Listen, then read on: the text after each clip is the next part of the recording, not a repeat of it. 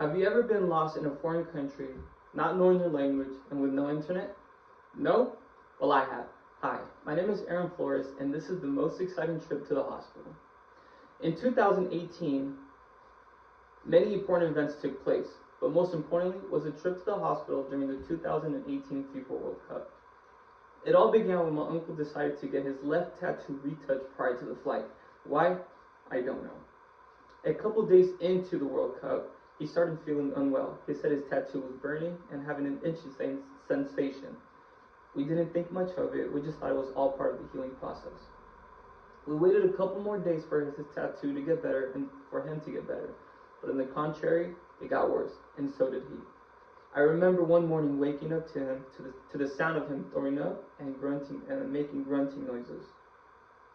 I went to go check up on him, and I told him, we need to go get your tattoo checked out. He agreed. That same morning, we took a taxi to the nearest clinic.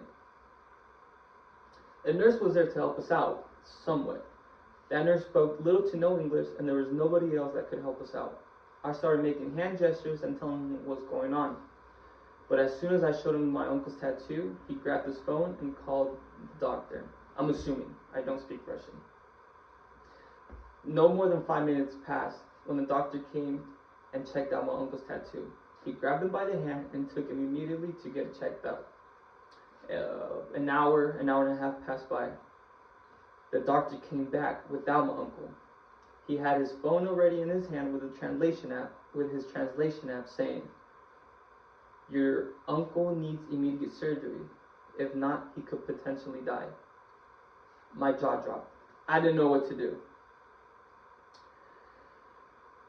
So from there, we kept on talking back and forth in the translation app, and it got to the point where the doctor told us, we're going to send your uncle in an ambulance to the nearest hospital where they do special surgery, but he only has space for one more passenger in the hospital van.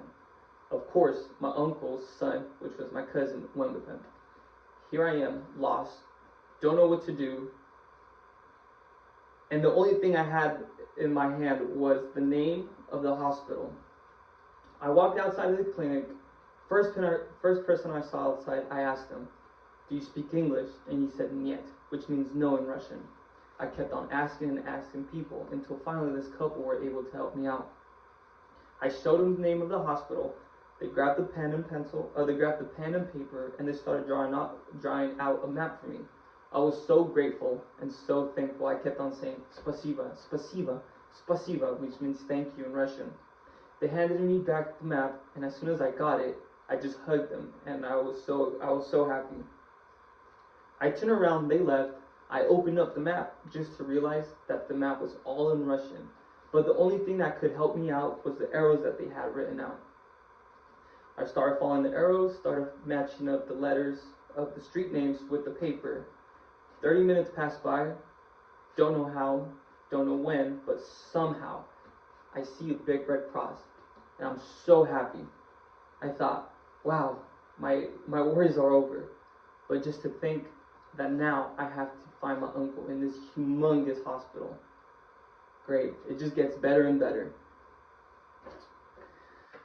In conclusion, I hope you learn from my story to 1, have a plan, learn some phrases and words of the country you're traveling to, and most importantly, pay that extra fee for internet connection and for that routing.